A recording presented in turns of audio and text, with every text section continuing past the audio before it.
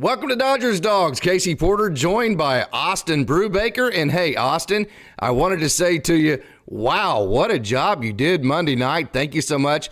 That is going to be a really fun segment. I think you're probably going to include Mike in that a little bit too. Going to get you a second monitor so we can play some videos. And man, did you kill that, Austin. So thank you so much. Yeah, I really appreciate that, Casey. It was a lot of fun to be able to do that Monday night. Was able to go live for the first time on my own, in my own studio here in the great state of Michigan. It was a lot of work. Let's just say that I'm not used to really talking for an hour and 45 minutes straight, so my voice was kind of feeling it towards the end of it. But the energy that you guys brought, I can't express how grateful I am for you guys for the support you were able to show. And there's a lot to talk about here tonight. You thought an hour and 45 minutes, you'd be able to discuss a whole lot of things about the Dodgers, which certainly you were. And that was just right after. And it was also one of those things where I wasn't even anticipating necessarily going live. I was still trying to get a feel for the system. But then Kike Hernandez is a Dodger. They made the trade. Manny Margot goes to Minnesota as well as Donkey. Noah Miller is a Dodger. And so you think there would be a lot that you get into, a lot to talk about an hour, 45 minutes by yourself. But then a couple days go by and you have Shohei Ohtani make his debut yesterday. Yoshinobu Yamamoto play today. You have a couple of other prospects get in. I know Griffin Lockwood Powell got in. Yeah. Damon Keith got in. And you also have potential concerns for the Dodgers as well, with Max Muncy potentially being injured. They're doing some x-rays, so you don't know what the future of that is going to hold. I thought I was done talking for quite a while after Monday's show, but I guess not. I guess we have a lot to talk about, and I'm excited to do that with some of the best fans out there in the game of baseball with Dodgers Daily. If I were to ask you, and we have not rehearsed this, I have prospect video queued up. Who would you say it was going to be on? It's running right now. I just haven't pushed it over. Oh, that is a good question. I'm trying to think of who you could do it today, because there's a couple of different people. One guy who showed out today, Andy Pages, absolutely killed it. Is that where you went? Hey, there you go, right there. I pushed it over. They're seeing video. Push it over, Andy Pages. Okay. Of course, because how could you not talk about Andy Pages after his performance today? This is something that Casey and I have been talking about for a long time. Casey going back years, and I've been doing it, talking about it years, just not on camera because I haven't been on here for that long, but just how good of a player Andy Pages is.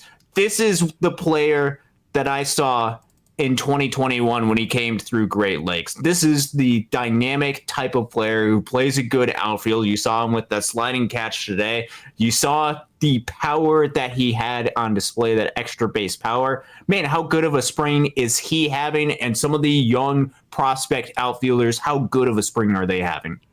I would totally agree with that. Jose Ramos is just absolutely growing up right in front of our eyes. And the thing about Ramos is that I have said many different times that he strikes out too much. And I don't mean that to throw shade. I don't mean that to be negative. I actually mean that because I love Jose and I love his game, and I want to see him actually make the major leagues. And you just knew for him to make the major leagues, he was going to have to stop striking out and then start walking more. So, hey, Tim Neverett, if you haven't followed Tim, I actually have an interview with Tim. I communicate with him every now and then. We actually messaged back and forth about 2 days ago. The guy, the play-by-play guy on these spring training videos with Rick Monday, I loved it. I loved it when he mentioned that Jose Ramos has worked very, very hard on cutting down his strikeouts and then increasing his walks. Mm-hmm. Because, hey, the Dodgers will put up with you swinging and missing to a point, but that's only if you can match that with walking, right? To where your ISO is fairly similar. So they're not going to allow you to strike out and then also not draw walks, correct? So that was really the emphasis of Jose Ramos's game. And because of that, you've seen him with 2 strikes, cut down on a swing, go the other way with the pitch, and then also hit the ball up the middle. So if Jose Ramos can do that, we know he's going to be able to do this right here and just hit absolute bombs. We've seen him do that. I've said it many times. If he can cut down in a swing, gather some hits, gather some contact to match with that, that's when he becomes a major leaguer. So super excited about Jose Ramos. And then obviously we're going to get into Yoshinobu Yamamoto talk here in just a second. Yeah, no, Jose, just going back onto Jose Ramos, he's making those small marginal increases to improve himself to get to a type of player that is very similar profile wise to an Andy Pages. It's about increasing those small margins, making better swing decisions here and there on a couple of different occasions, which end up lowering your strikeout percentage, taking that base hit and simplifying your approach, going out and being more patient, being able to draw a couple more walks to where you can become a really good, really impactful player. I know it's just spring training. I know we are doing this based off of a smaller sample size, but the sample size that we have seen is very encouraging for the future and growth of Jose Ramos, because if Jose Ramos can come back and really reestablish himself as a big-time prospect, like he has been in the past, and like he still is a really good prospect, but if he can continue to make these marginal improvements, then you have Andy Pages and Jose Ramos as two of those guys at the very top level of your minor leagues, where you have options going into the future in 2024 and beyond. And they're giving him a lot of looks this spring. They're seeing him in the starting lineup. They're seeing him a lot come off the bench, both Pages and Ramos. And I think Dodgers fans are taking a look at it and liking what they're seeing so far, because these are two guys that have incredible talents, that have the power. We saw both Pages and Ramos hit some out. We've also seen them draw some walks. It's been really cool. It's been really fun. This is the type of stuff that I enjoy and that I love about spring training, why we get so excited about it. No doubt about that. Yoshinobu Yamamoto, what'd you think about him? He is pretty nasty. Hey, that splitter and then the cutter that he was throwing, and then his four seam, to me, has a lot of pronation to it, meaning he's turning it over almost like, he's turning the ball right, like Emmett Sheehan kind of does. I thought Yoshinobu Yamamoto was extremely impressive. Oh, of course he was extremely impressive. And this is the first time that I and many Dodgers fans had this chance to see him live in-game action. I know he's did some stuff, World Baseball Classic, pitched a lot in Japan, and was one of the most successful, most decorated pitchers in Japan's history. Then he comes over to America, and we get the first glimpse at it, and man, he is phenomenal, and the Dodgers did their homework, and it is paying off big time for them, or at least we're anticipating it to pay off big time, because the stuff that he displayed is just nasty. How about that one strikeout down low in the zone that got that nasty half-cut swing and miss, because there was nothing that the batter could do at that split finger, and then him to be able to work, get around and get the double play after the base hit. Yoshinobu Yamamoto, I think, did exactly what he needed to do and showed exactly some of the skill set that he has. And that's only going to increase the excitement level among Dodgers fans. It was already very high when you pay somebody $325 million, but now even more when you actually get to see the stuff.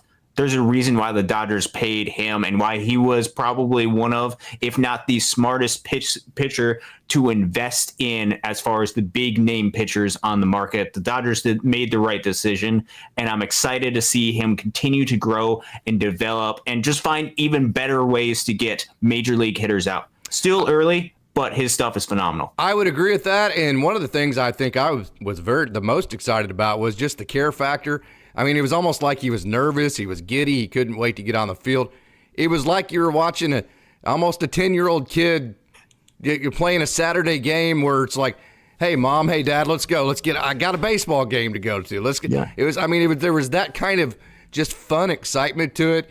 And from that perspective, that was a lot of fun for me to watch in Yoshinobu Yamamoto, because I think that fun injectment into the dugout, obviously very competitive too, is something that the Dodgers are going to really enjoy it with him. And then also being 25, the movement on his pitches is incredible. He has right turns, he has left turns. And then another thing, you talk about the margins, Austin.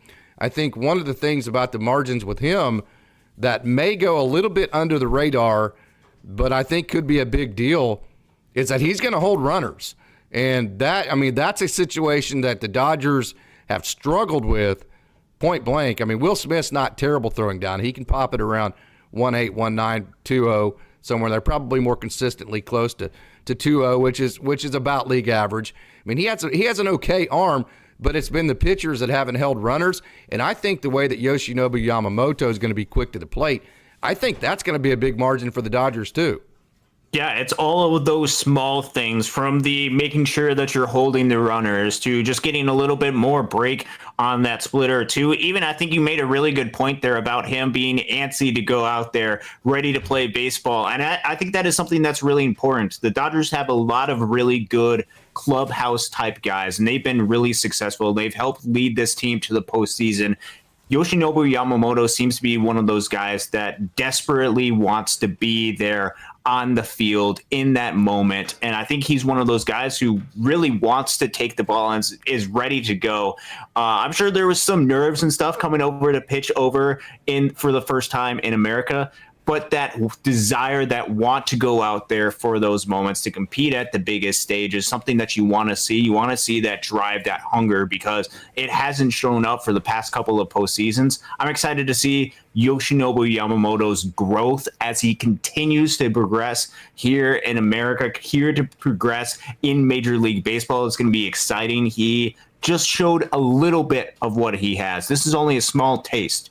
The rest is yet to come, and he's going to be here for quite a long time, pitching for the Dodgers, playing with Shohei Ohtani, and the rest of this really good, talented Dodgers club. They are stacked with talent, and Yoshinobu Yamamoto, being the pitcher that the Dodgers signed, makes them just that much better, and it's really amazing to watch. Bobby Miller, 4-seam, 2-seam, changeup, slider, all these guys. Walker Buehler the same. Tyler Glass now, big fastball, big slider, all this. So they kind of all profile.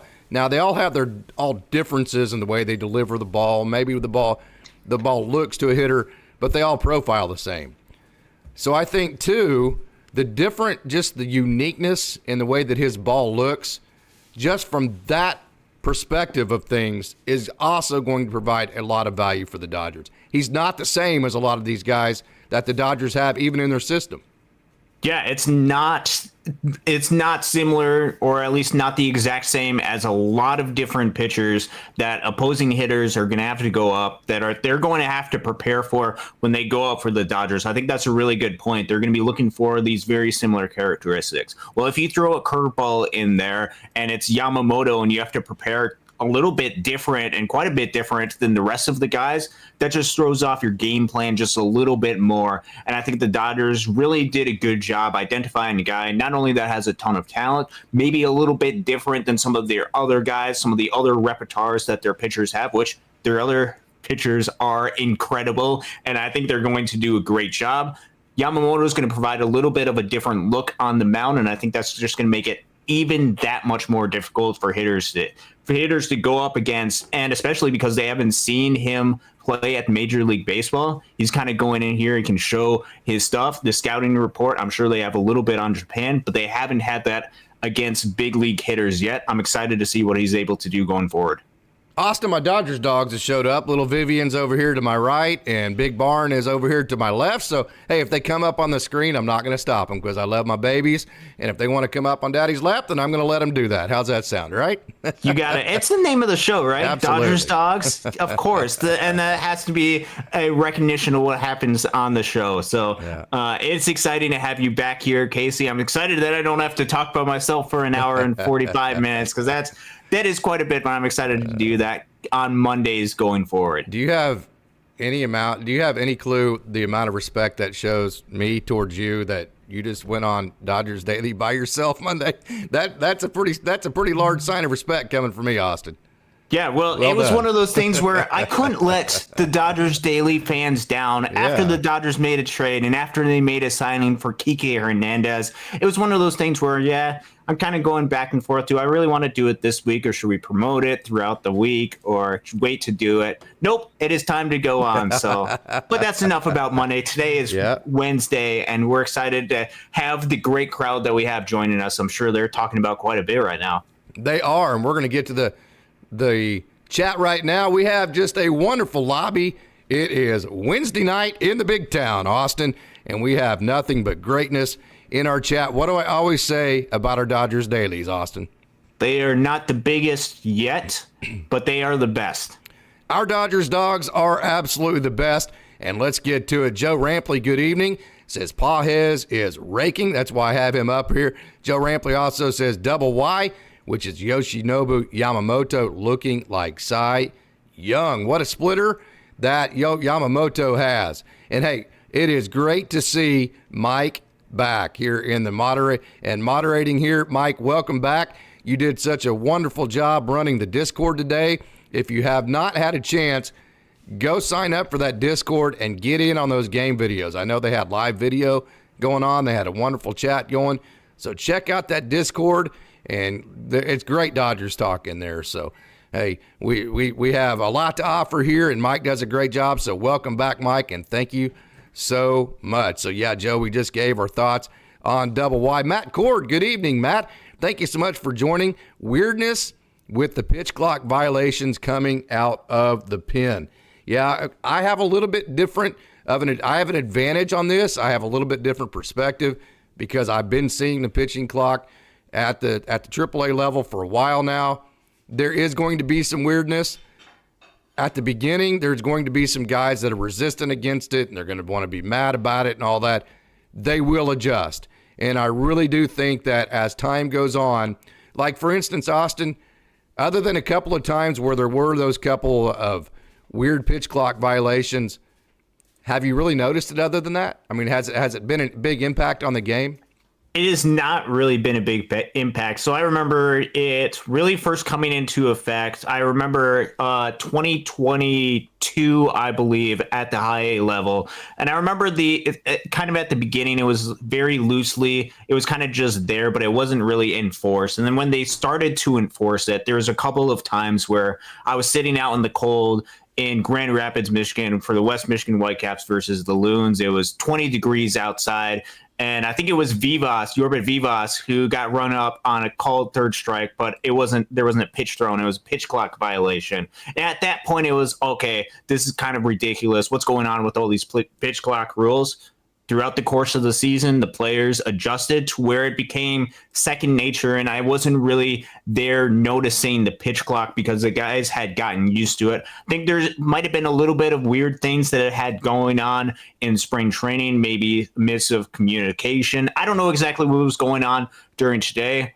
Guys will adjust, and I don't think it will be that big of an impact going forward in the regular season. Guys are getting used to it at the lower levels of the minor leagues. The younger guys that are getting called up have grown up a lot with this. I think it's going to be something that is going to be the players are going to get accustomed to, and they had it in Major League Baseball last season.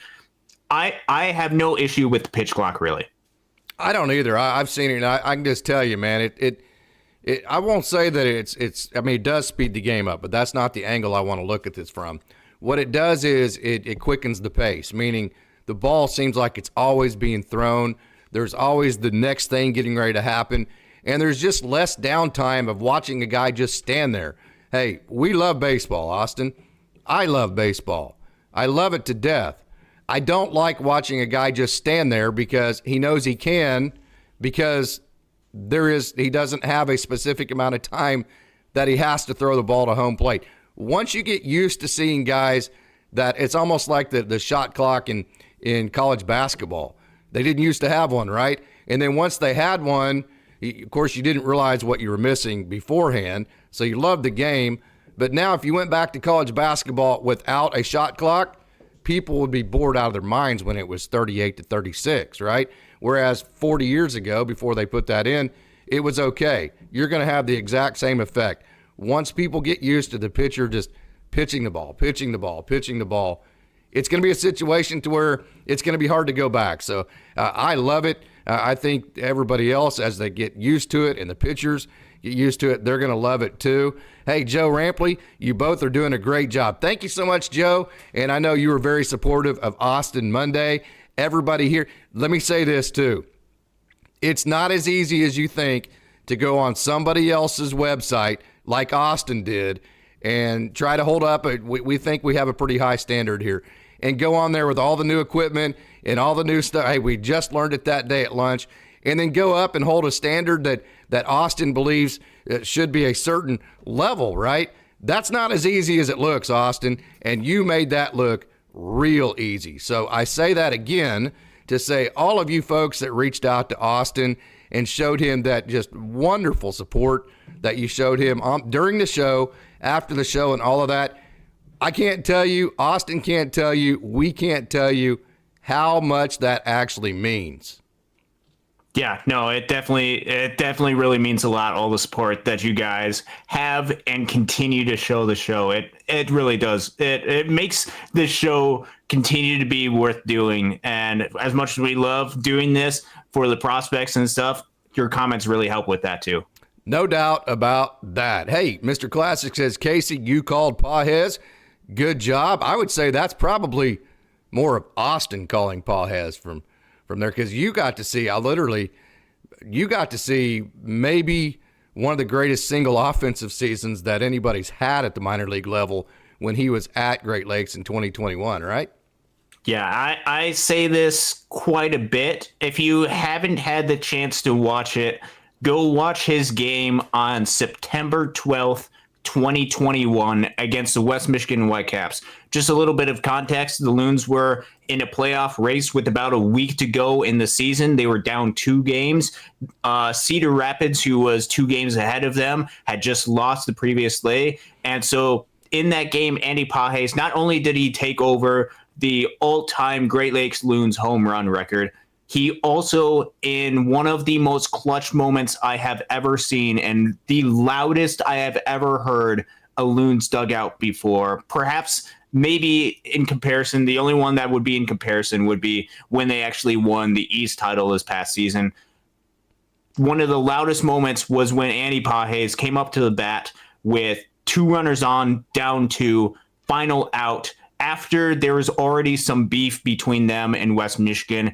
And just like he hit a bomb in spring training today, he hit an absolute bomb on that day as well. They're seeing it right now, by the way. Yeah, you could see the absolute clutch nature that Andy Pages had. And if you listen to the call from the West Michigan side of things, you can hear exactly what they're doing. There's no record of Brad Tunney doing that, although I'm sure he was going nuts and absolutely crazy, and actually know for a fact he was. That just shows just a glimpse of the nature and clutchness that he had. And if you combine that with the overall level of production that he had through the course of the season, which 150 WRC plus, 29, 30 home runs, you combine that with his cannon in the arm in the outfield, there is so much growth, so much room for Andy Pages to be a starting caliber outfield at the major league level. It is about opportunity, and I think coming up in the future, there will be opportunity for Andy Pages. And if he keeps hitting like this, the Dodgers are going to have no choice but to give him an opportunity with them at the big league level, because he is showing a lot early. He's showing that he is healthy, which was what the question mark was with Andy Pages going into the season. And now that he appears to be healthy, he's looking good. He's keeping down that weight that he had lost going into spring training in the past season. He has a lot of athleticism, and he still has that power. Now you can expect and anticipate very shortly Andy Pages being a Los Angeles Dodger, and perhaps coming up in some of the biggest moments of the season, just like he did on September 12th, 2021. I showed them video of him with the Loons, the time that you're talking about in 2021.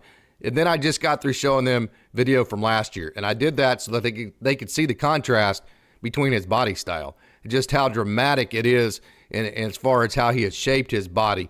It is simply incredible. So we do have a question here. We have a comment here from Showtime. Hey, Showtime, thank you so much for joining tonight. What do I always say about our Dodgers dogs, Austin?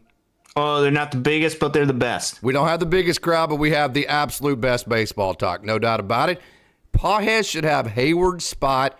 Concerned about Lux's defense. I think there's no way not to be concerned after watching Lux make that play today. That was just, yeah. Of course, it's the only play he's gotten. I mean, you can't make too much out of one play.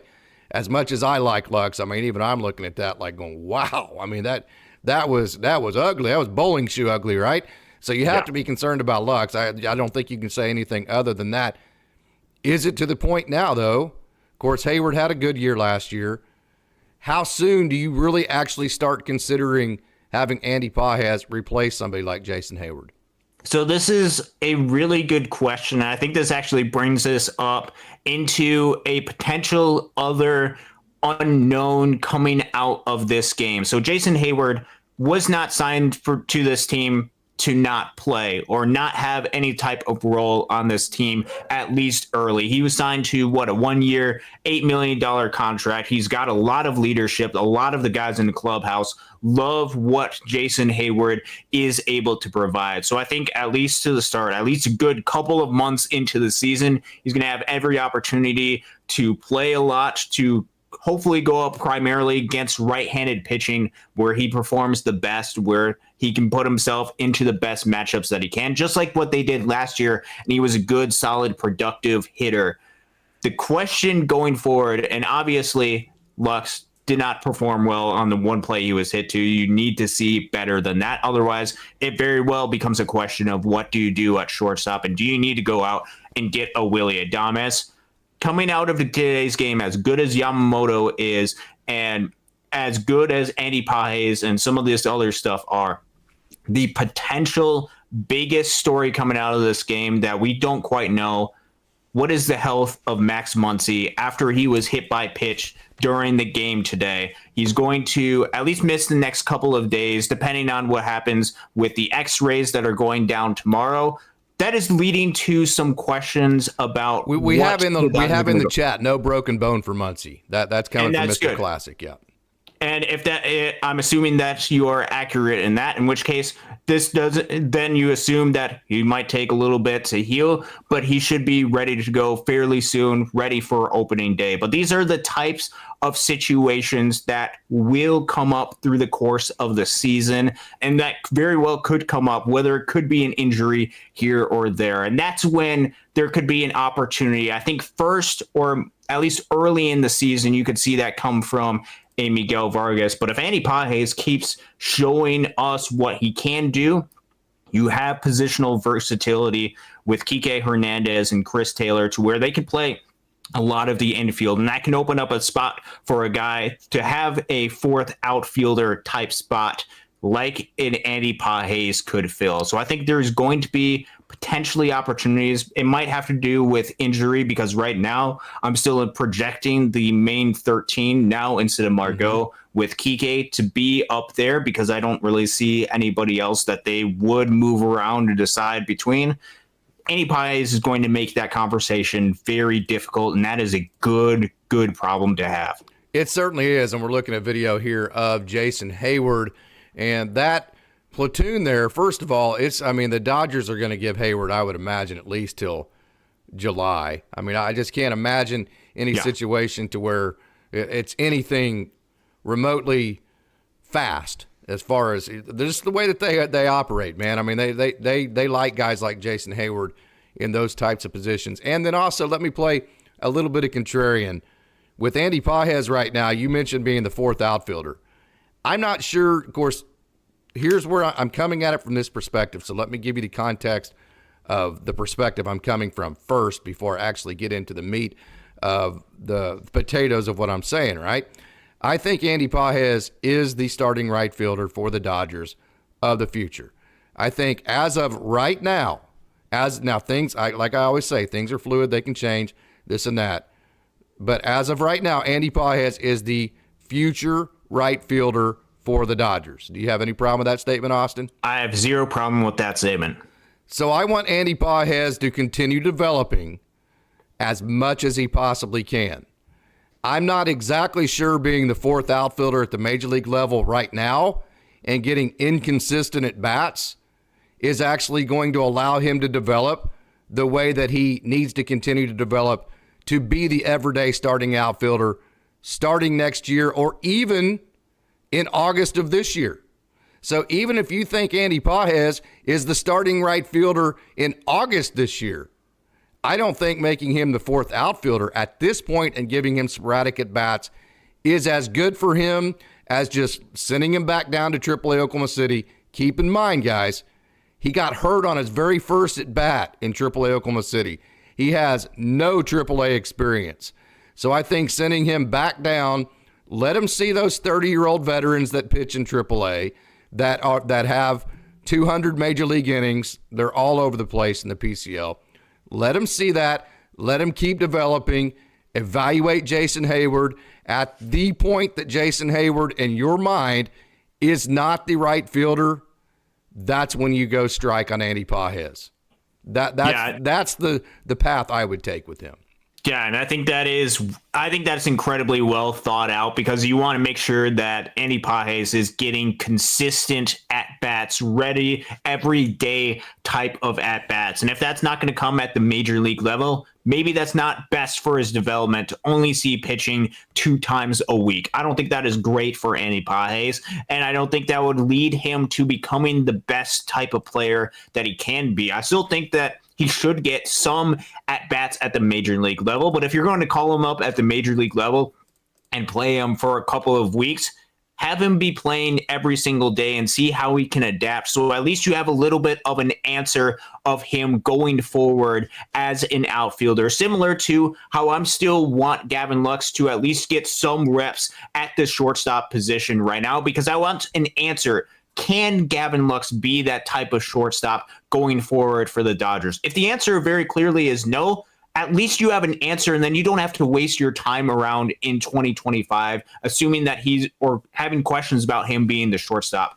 Getting an answer to a lot of these questions is important, but also keeping in mind the development of these players and what's going to make them the best possible player. That's kind of why Casey and I talk a lot about the up-down train for a lot of these pitchers and questioning whether that is best for the development and growth of these each individual players. That is something that is crucial to keep in mind with Andy Pages. You don't want him to be called up and then just go sit on the bench. I don't think that is the best for him. If you want to call him up and you say, hey, he's better than Jason Heyward, make Jason Heyward the 4th outfielder. Yes. Then there's an argument to be had, and then Perfect. Andy Pages can play every single day. Perfect. Or at least 5 days a week. And then you're having a very real conversation about that. But if it's something where he's sitting more towards on the bench, then maybe is that the best for his development, or would you rather that role be used for somebody else that you might want to get some at-bats, you might not feel completely comfortable, but you wouldn't have any problem moving on from them, more like a veteran journeyman type of player who's still looking for opportunities to compete.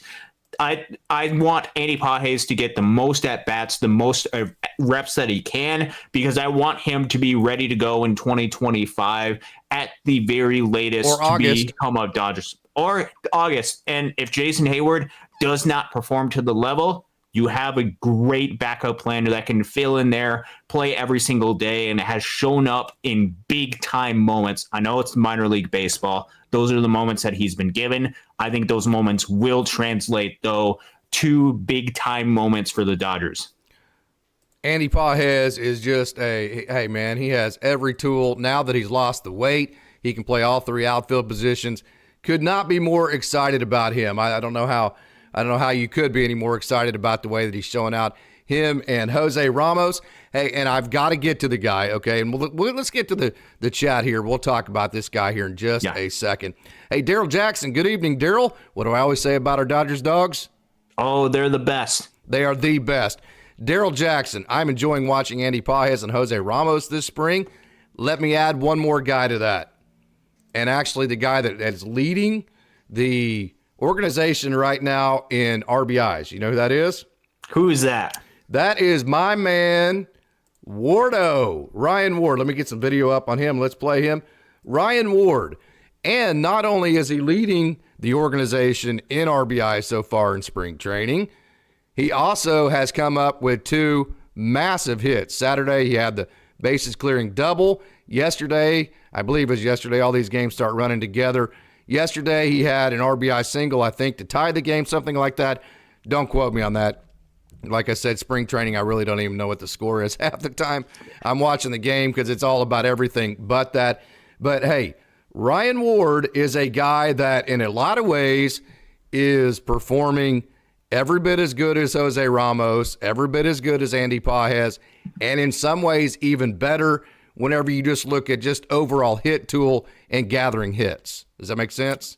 Yeah, no, he is having himself a great spring. Ryan Ward was part of that exact same lineup that Pages was on, growing up, developing, actually got called up to Oklahoma City in 2023 before Andy Pages got called up. He was a little bit further along in his development, and I have all the respect in the world for Ryan Ward. He's got a lot of power. He's got a lot of that clutch, that good, solid hit tool in him. He struggled a little bit offensively last year. I don't think there's any doubt comparing him to a lot of the league average. Still was able to hit fairly decently well, was still able to hit for power. And I think you're seeing, at least early on in spring, with him getting consistent, regular at-bats for the Dodgers in big league spring training, you're starting to see a little bit of a glimpse of that big league hit tool. He's hitting 400 in spring right now with a 700 slugging percentage, so he's doing himself pretty well. He's got 6 RBIs.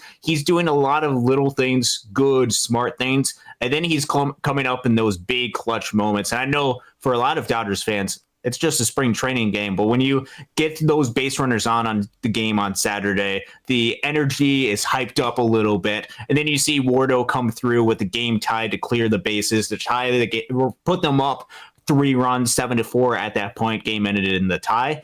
You got pretty excited at that moment, even if you are not necessarily don't know a whole lot about Ryan Ward or his story, but you're just excited to see the Dodgers. That's a fun style of baseball, and Ryan Ward plays a fun style of baseball. And watch out, because he can hit a ball a long ways too.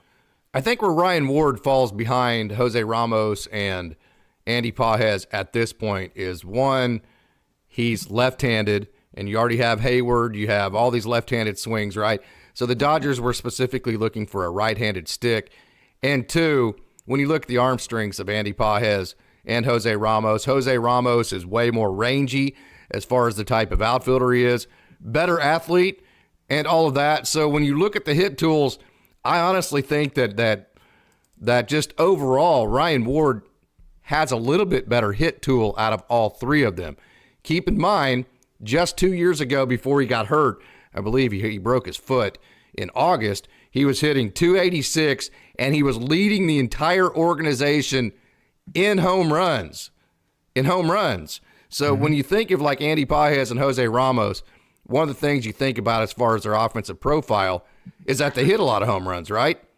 Just kind of in an underrated manner, Ryan Ward actually has been as good of a power hitter in a lot of ways as those 2 guys.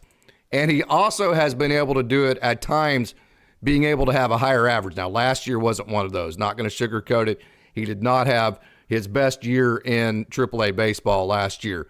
So, I mean, I can't lie about that and just and sugarcoat over that. But I do think he'll have a bounce back. I think it's starting right now. But again, I think it's a situation to where he is an extremely good hitter. It's very crowded. We say it all the time. I think this definitely applies to Ryan Ward. Hey, man, these guys are auditioning for all 30 clubs. I think he's squarely in that boat. Yes, absolutely. Yeah, each one of these guys, the prospect, whether you're playing for a Dodgers, whether you're part of another uniformist, but especially it's true when you're in the Dodgers system, when there's so much of a logjam going up to the major leagues. And even when you get to the major leagues, it seems like you can't find a role to stick just because of how difficult it is to stick in this organization. Every single time that you go on the baseball field, you are auditioning for every single club, not just for the Dodgers, who are going to be watching close. Every single club is watching you go out there and perform, and especially because every single one of the Dodgers spring training game is televised. That means that every single club has somebody watching you, watching those moments on there, whether they're in person or whether they're watching on video. And so with Ryan Ward, where it might feel like there might not be a whole lot of room or opportunity at the big league level, this is somebody past 3 seasons, 27, 28, 21 home runs. Yeah. A lot of power in this bat, and still a lot of really good hit tool that he has. He is going out there not just for the Dodgers, who that would be best case scenario for him and for the Dodgers because this organization grew up, but also for every single other organization as well. And he's showcasing the skills that he has, similar to the skills that Jose Ramos and Andy Pages in that great Dodgers outfield prospect list. They are showing all of the skills that they have early in spring training. Again, it's still early in spring training. We haven't even hit March yet. But what they're showing right now, you look for those signs, you look for those glimpses of potential, and they're showing a lot of those really good signs. And you're just excited about the years that they can have, and they can continue to keep this up. One thing I'd like to say too, hey, let me congratulate the Dodgers organization. You just signed Shohei Ohtani, Tyler Glasnow, Teo Hernandez, Yoshinobu Yamamoto, and you're just parading one prospect out there after the other, which is just simply awesome. And you know, you're looking forward to spring training, and people are wanting to see Shohei Ohtani. They're wanting to see all these guys. And what are the Dodgers doing? They're playing Jose Ramos every day. They're playing Ryan Ward every day. Ricky Vanasco's pitched, I think, now 3 times, right? They're throwing Gavin Stone in the first game. They're getting Landon Knack out there. They're getting all of the – Austin Gauthier has played like in 3 or 4 games. Griffin Lockwood-Powell got in today. Damon Keith got in at bat. So with all of this hype about all of these just Hall of Fame type of guys that you signed this year, this entire spring training has been almost exclusively about the Jose Ramoses and the Andy Pages and the prospects. Now, obviously, the Yoshinobu Yamamoto thing and then the Shohei Ohtani home run yesterday was huge. I'm not saying that. But all the other aspects of it, congratulations to the Dodgers for giving these guys the run that you're giving them here. Because now, as we're seeing in our chat, Austin, we've been talking about these guys. Okay, yeah, it's at the minor league level. Now a lot of people are getting to see with these guys with their own eyes, and they're going, oh, dang, man, these guys actually are pretty dang good, right? Yeah. And they're only getting to have that opinion because the Dodgers are allowing the fans to see these guys, which in my opinion is what spring training should be. Yeah, it's what spring training should be, and what the Dodgers are doing there, flexing the might of this great farm system that they have, of all the great talent that they've been working with, that they've been developing, that all of these coaches in this organization, all the player development staffs, they have put in so much effort into this side of the game, which you would think with the Dodgers and their abilities, they could just go out there and spend the money to put a good winning organization. But as we say a lot, the margins matter. Every single aspect of your organization matters.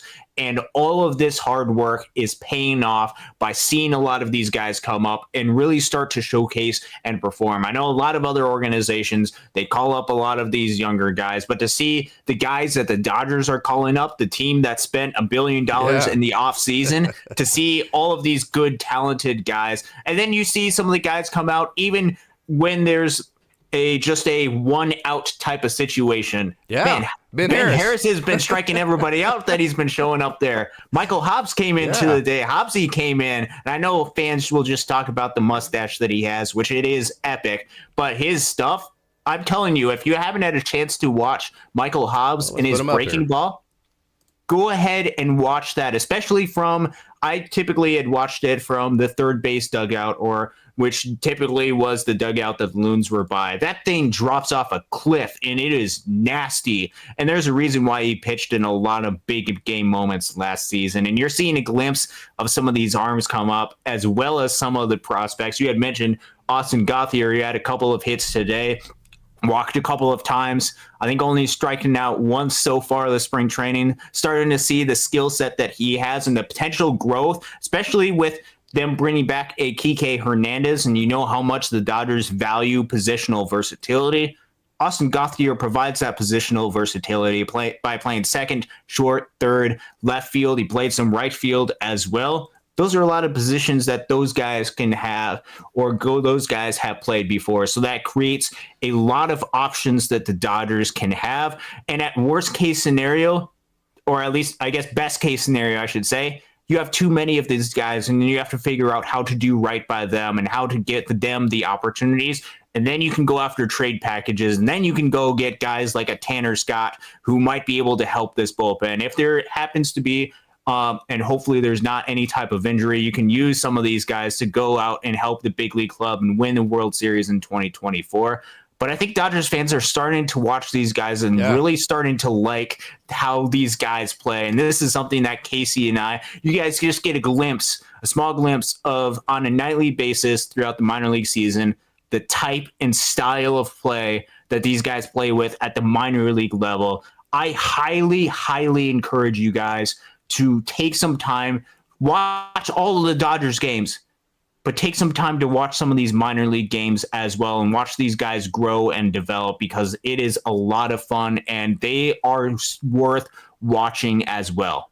I would agree. And we have a comment here that a lot of these guys are increasing their value. And I think that's a big part of it too, is that the Dodgers know, and all these guys know, you do the math, less than 10% of the guys that start with the Dodgers are ever going to actually make an impact with the major league club as you move up levels.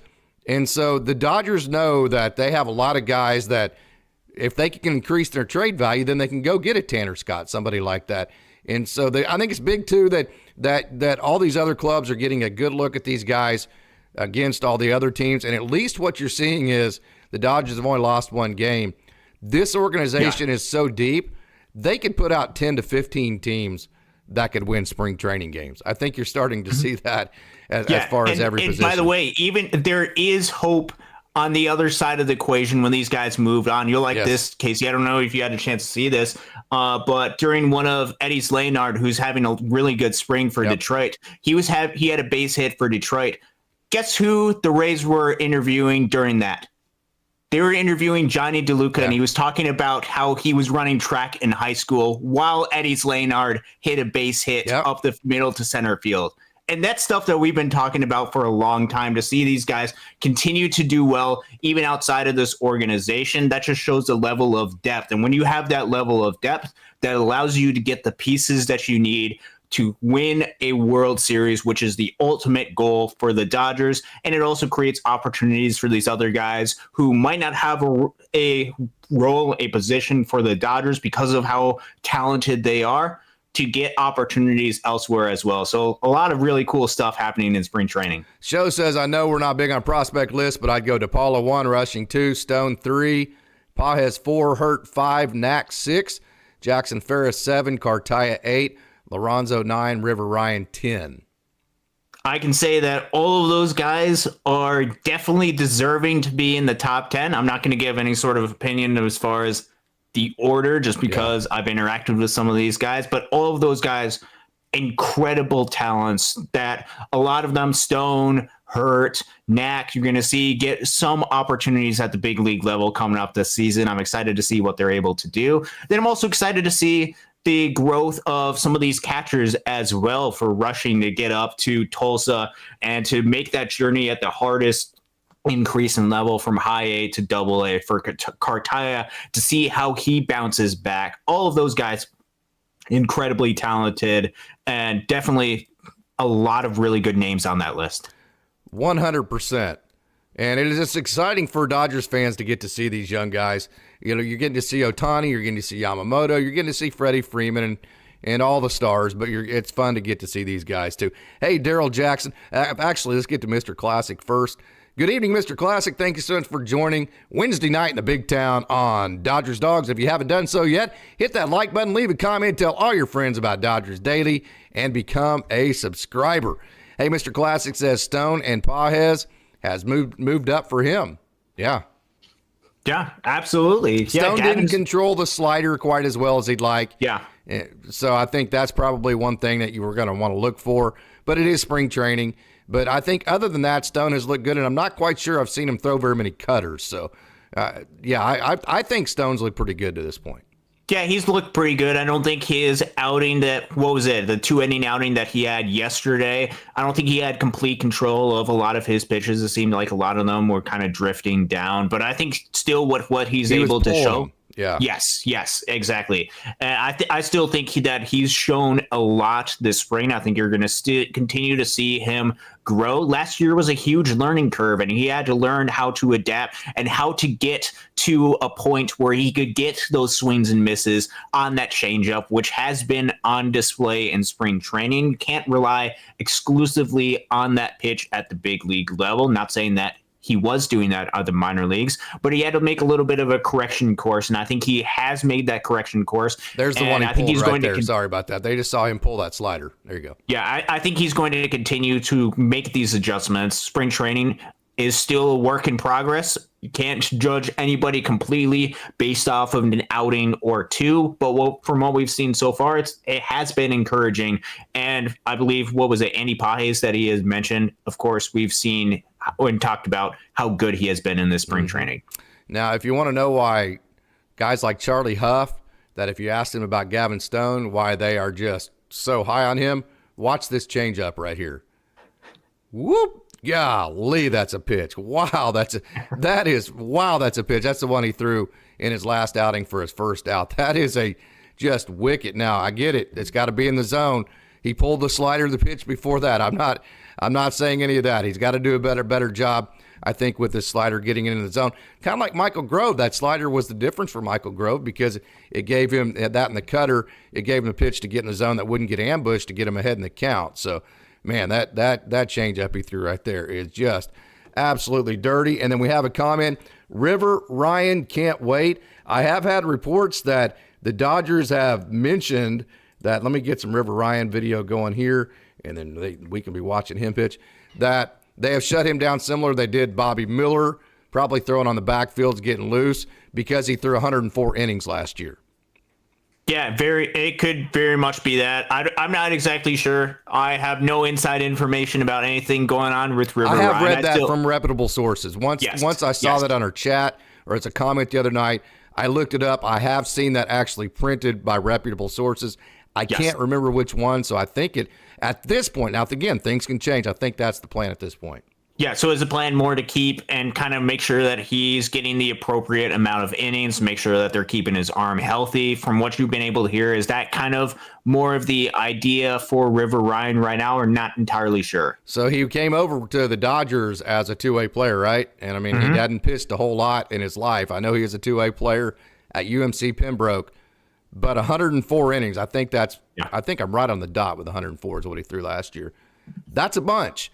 And so you don't want him to come up like Nick Frasso did with a shoulder injury, or Walker Buehler with the Tommy Johns. You want to play it safe. At this point, you have plenty of depth. You have Kyle Hurt. You have Emmett Sheehan. You have Michael Grove, Landon Knack, Gavin Stone. You don't need him on the Major League club right now. You might need him in August because that's when people start getting hurt, right?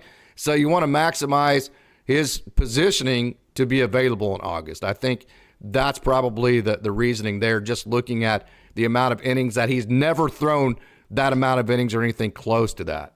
Yeah, and you were right on the dot as far as the number of innings he threw last season, which was another step up for him coming off of the previous season, coming off of becoming a pitcher instead of a two-way player in the Dodgers organization. Yeah, no, I think you're right on the money with that. And I think that is really smart if that's what the Dodgers plan to do. They want to kind of save his arm, save some of his innings for perhaps later in the season, because right now, it doesn't seem like you need a River Ryan, even though Walker Buehler might start a little bit later, even though with that situation, there might be a roster spot opening in the starting rotation. I think River Ryan would have been a much more of a long shot to make that fifth starting pitcher role, just because a lot of the other guys have more major league experience and they're on the 40-man roster as well. So if that's not going to be the case, might as well put River Ryan in a better position later towards the end of the season.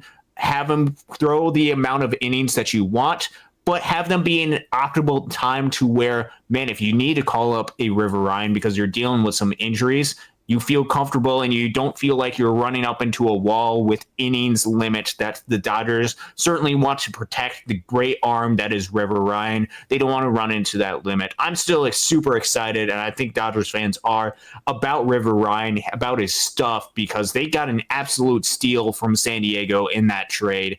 And he has all the potential in the world going forward. River Ryan, he will be coming up at some point. The question is when, and I trust the Dodgers to do what they think is best for River Ryan going forward in 2024 and beyond. Hey, man, we're a little bit behind on the chat, so let's go rocking and rolling on this. Nando390, thank you so much for joining. Nando always has awesome comments. Dodgers prospects increasing their value so far. I would agree with that. We've talked about that. Joe Rampley, yes, he hits fast to home. I'm not sure who they're talking about there, so let's keep on going. Hey, he's going to shove in Korea. Yamamoto, we're talking about. One-Eye Dragon says we have an embarrassment of pitches. Yeah, we sure do. Yamamoto is very good. Joe Rampley wants to say thank you to Austin. We are stacked, very stacked. One-Eye Dragon just wow Yamamoto. Yes, people are very, very, very impressed with Yamamoto as they should be. Nando says this is the talented lineup minus Austin Barnes. I think Austin Barnes is the guy that he drives Dodgers fans nuts, but he's going to be on the roster until his contract is up, which is at the end of this year. Hey, there's that link to the Discord. Samuel Ellis, Lux will get 2 months to figure it out then. This is the problem that I was worried about with Gavin Lux. As soon as he makes an error, Dodgers fans are going to lose their mind with this guy. You got to keep in mind he has not played shortstop at a full-time level since 2019. And so if he comes out and he doesn't play well early, Dodgers fans are going to want to immediately make a move with this guy. I'm not saying they're wrong. He might not end up being the answer at shortstop, but he was, again, I'm going to say it again, coming out of 2019, he was the best shortstop in minor leagues. He's physically capable of doing it. There is going to be an adjustment period for them. The Dodgers are going to have to be patient with him. Yeah, and I don't think it is a wise decision to make a judgment call on a player based off of one play. No matter how that play ends up going, I don't think that is the best way to go about doing it. And I think at least early in 2024, you need answers for 2024 and beyond if Gavin Lux can be the shortstop for you going forward. And so I think they're going to give him some time. And if it doesn't work out, you can make a move, but at least you have an answer. Yep. Norm Lee says there's a reason the team moved Lux to second base when he's in the minors. That actually is not correct. He was a shortstop the entire 2019 season that he was in the minor leagues, and he was actually the best shortstop in the minor leagues that season. I saw it with my own eyes. He was just simply fantastic. I was actually on the grounds crew there. But I'm not saying he is the starting shortstop. I'm not saying you don't have the right to think that he's not the answer or not good. That play today, I can't defend. I can't defend the way it looked. It wasn't good. So I'm not saying that you're wrong there as far as whether he actually is good or not. I'm just saying he wasn't moved from shortstop to second base in the minors. He came out of the minor leagues as a great shortstop prospect. So the bat just doesn't make up for the defensive shortcomings at a key position. We'll see. At this point, if he keeps playing like he did today, that would be a pretty obvious thing. But I think you hit the nail on the head with that. You need to find out, Austin. You got to find out at some point. Yeah, you have to find out. And then if the move is Willy Adames, then you go ahead and go out and get a Willy Adames. But if you get Willy Adames after one spring training game, then it becomes a question, okay, do we re-sign Willy Adames? Do we go out and get another shortstop? Was it had to do with some of the injury with Gavin Lux? What do we do with shortstop in 2025? We do this exact same thing all over again at that point. Might as well get an answer right now, and then at least you know going forward. And then if Gavin Lux isn't the answer, so be it. Then you know what you need to get, or you know exactly what you're looking for going forward in 2024 and beyond, because then Gavin Lux wouldn't be the answer at shortstop. But you won't know that unless he's given that opportunity. And also, I would say this, give the organization some let me say this. The organization will fix this. They didn't go Stein, Shohei Ohtani, and all these guys to let shortstop be such a sore spot that you can't win. They didn't do that. They are going to fix this. They have a plan put in place. It's the best. If they can get Gavin Lux comfortable, he's physically capable of them. I say that over and over. They have a plan in place, and by the time they need it fixed, they will have this situation fixed. Give them a little bit of just kind of breathing room on that. I promise me, they have plan A, they have plan B, they have plan C, they have plan D. Right now, Gavin Lux is plan A. Let's ride with that. Let's see. If it's not the answer, then you pivot, and we'll see how you go from there. And also, you have Miguel Rojas that can comfort things. You have Chris Taylor before you even go. And I'm not saying for like a long-term solution, but if you just needed to move Gavin Lux to second base for a couple games, just to kind of get his confidence back or something like that, I think he could do that. So they have plans for this. Hey, Mr. Classic, it's more like a short-term deal with opt-outs for Blake Snell, and that's a response to Mike, our moderator. Blake Snell has stated he is open to a 1-year contract with incentives. Baseball fans will really be mad if the Dodgers pick him up. Yeah, they certainly would be 1 year deal mad. for Blake Snell. That's been the hang-up for him, is that we thought he would sign for more years than he would actually produce for. 1 year would make sense for him, wouldn't it? Yeah. Now, again, I'm going to preface this that I'm not anticipating the Dodgers to go out and get Blake Snell. If you're buying a Dodgers Blake Snell jersey, I'd advise you to probably go get a Yamamoto or Ohtani jersey before this happens. Austin, So just be patient with this. But I will say, or a Great Lakes Loons alternative hat. You could get a Great Lakes Loons alternative hat, which is available at loons.milbstore.com.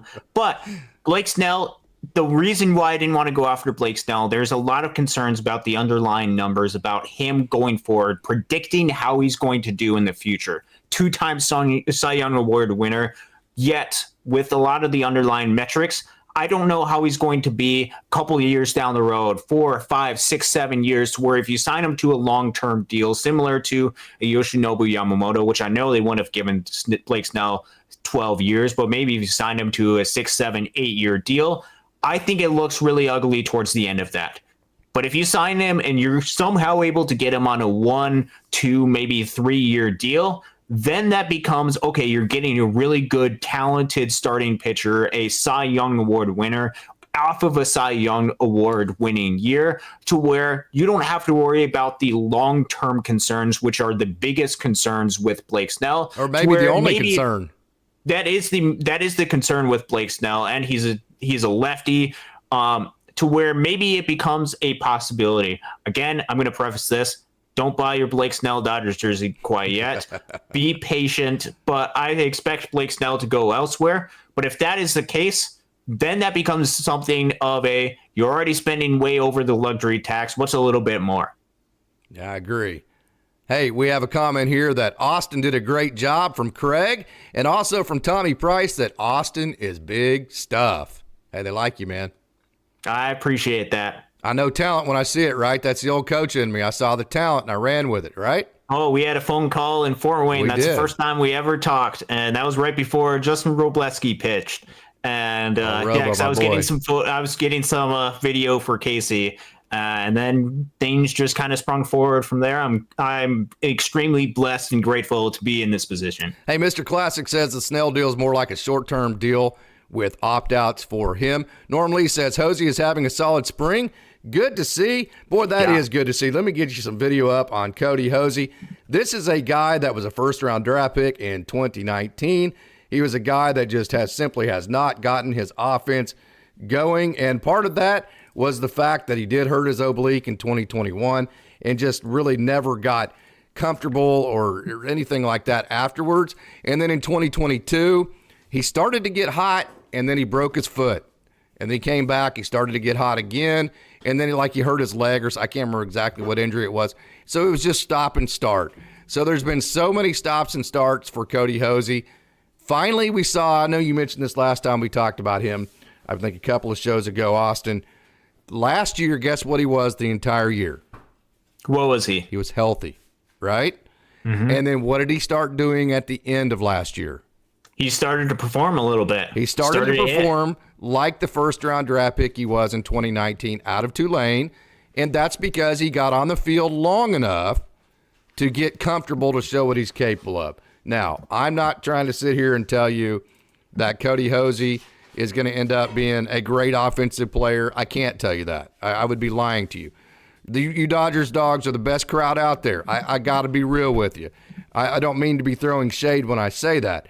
But I am telling you that Cody Hoese did show signs last year that whenever he stays healthy for an entire season, he can do that right there, and he can start playing offense at least closer to what Dodgers fans hoped he would do.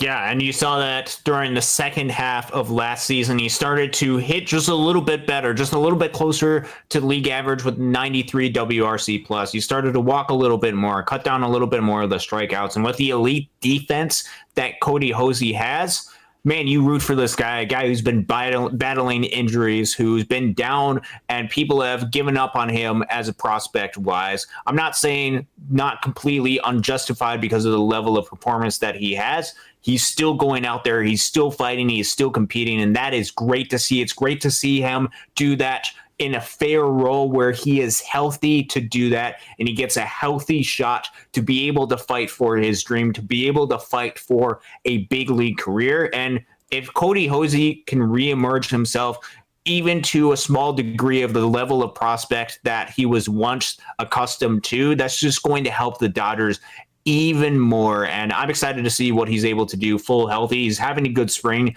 He's had a couple of good base hits, and he's looked good so far. So let me put it to you this way. We talked about Ryan Ward in this vein too. So when you're watching these guys, we all do the math, right? Okay. Mm-hmm. Is there probably a starting position for Cody Hoese in the Dodgers organization? He would have to climb. I mean, he would have to really climb, right? So when you're evaluating him from a Dodgers fan's perspective, evaluate it from, hey, the better he gets, the more tradable he becomes, to where you can go get another guy from a different system that actually fits a need, and you don't have to do it giving away Dalton Rushing. So for every Cody Hoese and Ryan Ward that shows another club that they are worthy of trading for, that just means you're able to stay away and keep all of the guys that are at the very top of your list. Did I explain that properly? That is exactly correct. And you talk about a lot of these different trade packages of what it might take. Back when we were talking a lot about a Jesus Luzardo, Tanner Scott trade, all of these big names, a lot of the big names that Dodgers have been talking about for prospect list, a catcher, a couple of pitchers, maybe an outfielder, or all of these different guys. If the Dodgers continue to develop and a lot of these other guys are able to emerge as legitimate type prospects, maybe they might not be to the same degree as some of the other guys, but if they increase themselves in value, that creates other teams they're going to have to think about, it's the margins, Austin. You talk about the margins.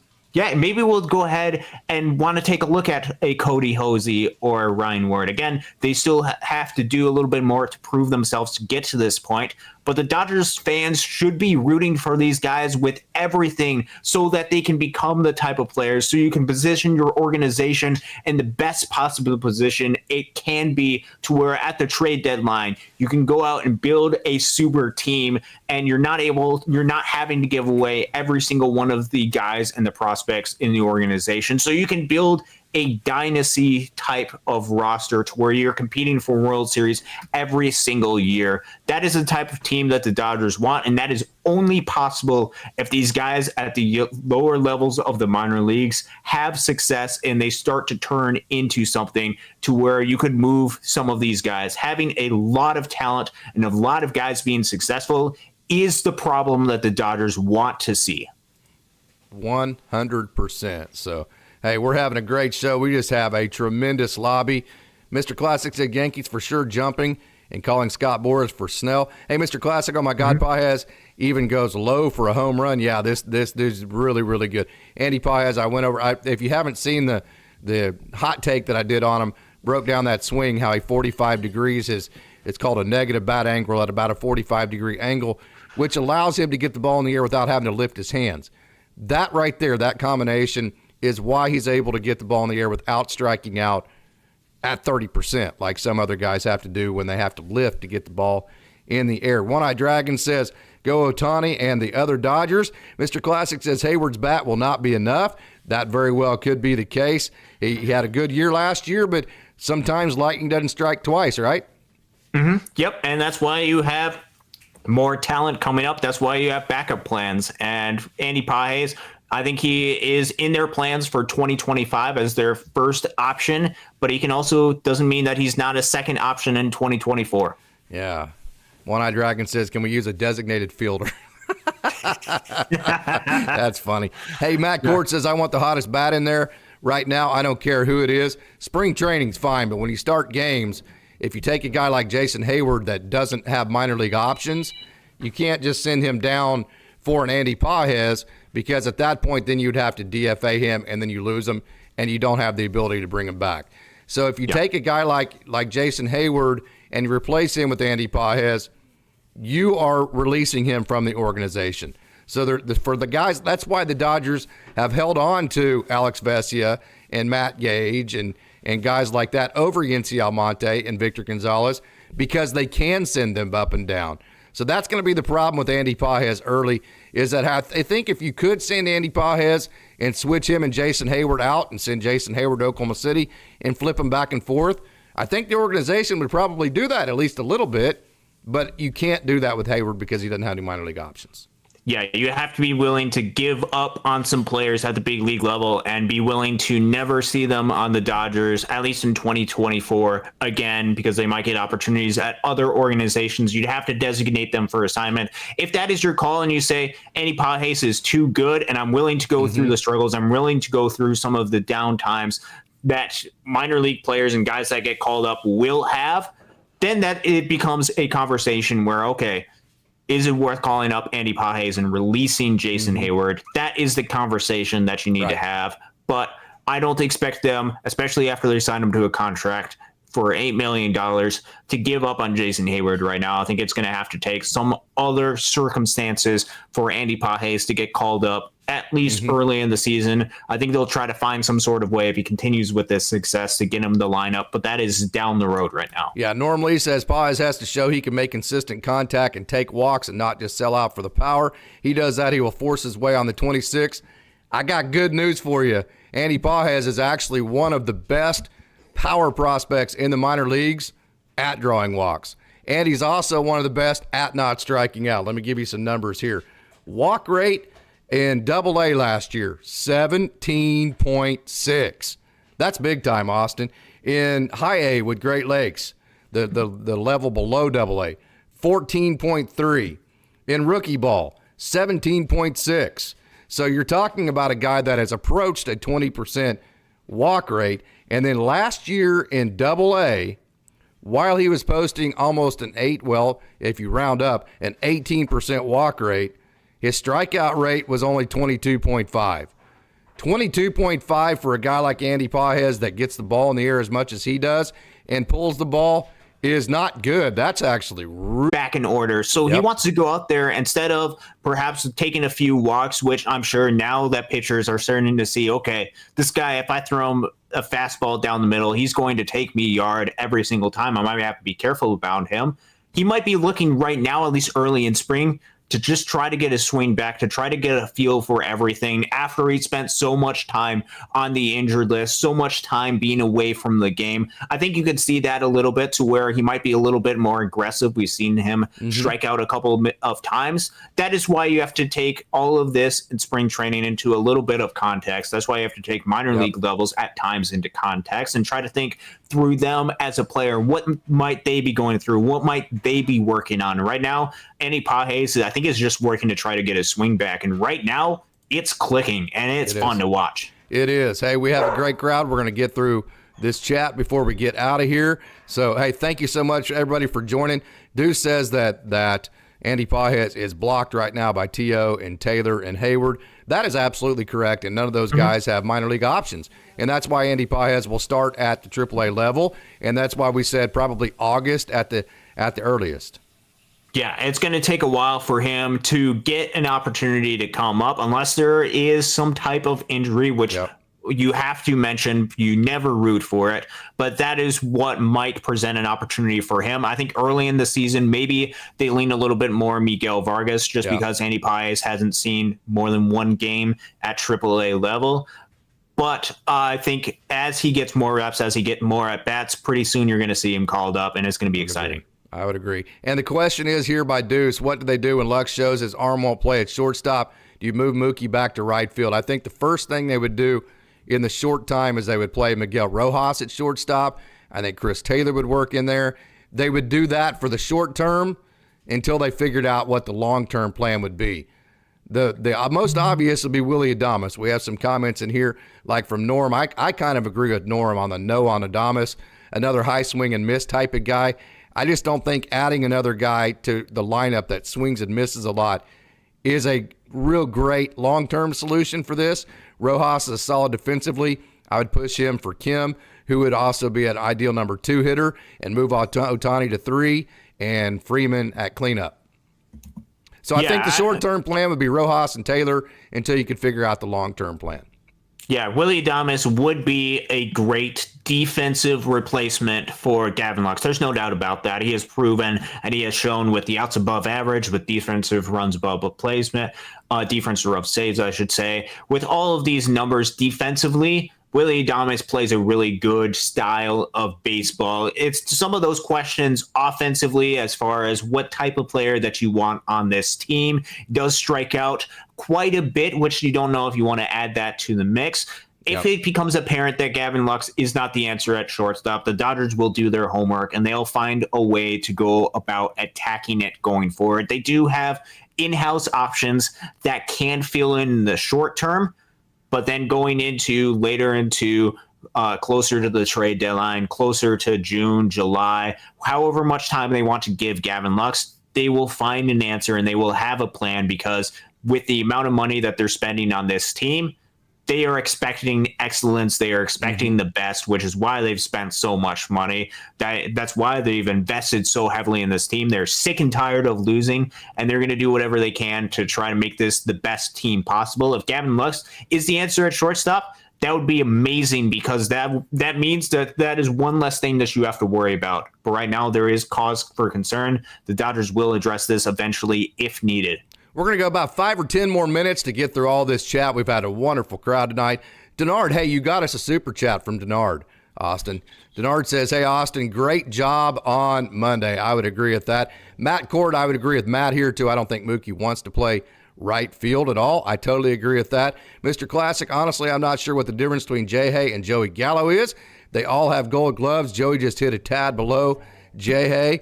And One Eye Dragon says, I really want to see Mookie at second base. I totally agree with that. I think Mookie needs to go to second base and stay. Mr. Classic says, I'm giving Gavin Lux all the chances. I certainly hope Gavin I hope he relaxes and he gets comfortable and he does what he's capable of.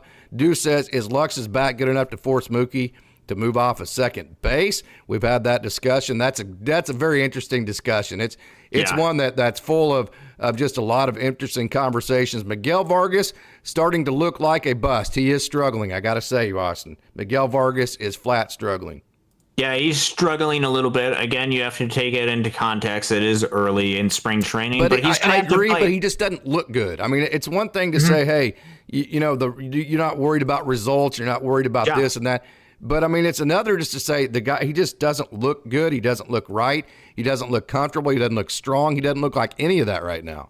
Yeah, and I think that is all totally fair, and he could very well, or if he hasn't already, be passed by a Andy Pages, a Jose Ramos. Now that he's out there in the outfield, he has all the opportunities to go out there and succeed. Right now, he's not taking advantage of it. I would agree. I don't mean that to throw shade. I mean, like I said, we got a wonderful crowd here. Our Dodgers dogs are fantastic. We got to shoot it real, man. I mean, I've seen Miguel Vargas play a million different times, and he just doesn't look like Miguel Vargas right now. It looks like he's lost all his confidence. It looks like he's tentative. It looks like, I don't know. It's hard to explain. It pains me to be negative towards these guys in any way, shape, or form, but you just got to call it what it is.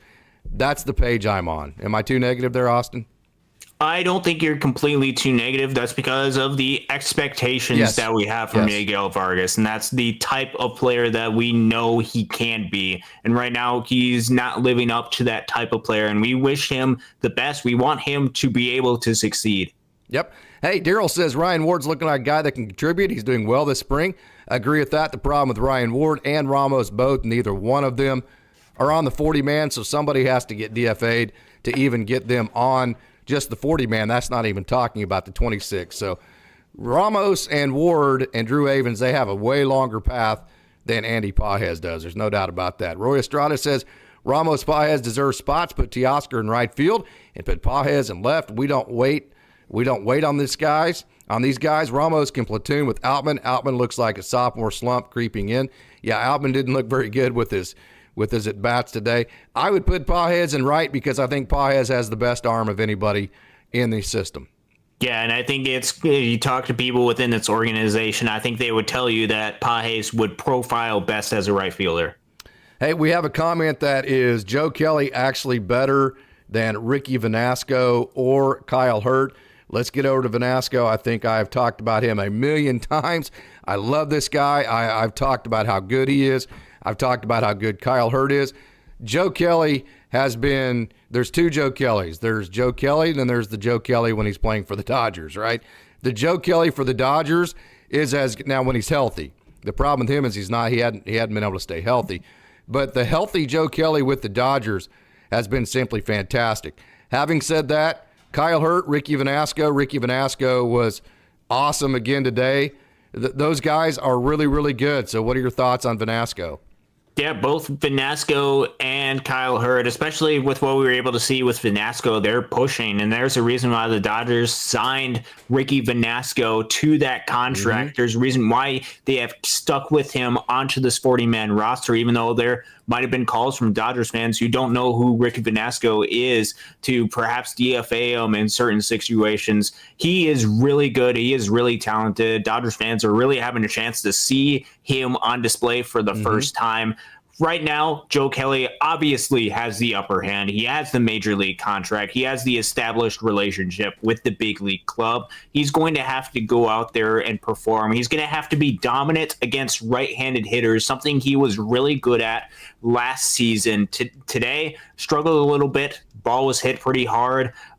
During his outing today, Ricky Vanasco was able to go out there, be successful. We've seen that with a lot of these other guys. I'd like to see Vanasco perhaps get some opportunities, maybe a little bit earlier in the game when maybe some of the starters are out there. He can't control who he's out there, and Ricky Vanasco has been dominating all of the hitters so far that he has faced in spring training. It is really encouraging for him, really encouraging because of the journey that Ricky Vanasco has been on, fighting through and trying to get every single opportunity that he's got. He's going to be pushing, and these guys need to keep pushing these veterans on the big league club to perform, because it shouldn't be an established assumption that you're going to have this role, you're going to have this position forever, because there's too much talent in this organization that is going to be pushing for your spot. That's going to just raise your expectations, raise your bar of excellence. And Joe Kelly is going, as much as Dodgers fans love him and as much as he already has an established role,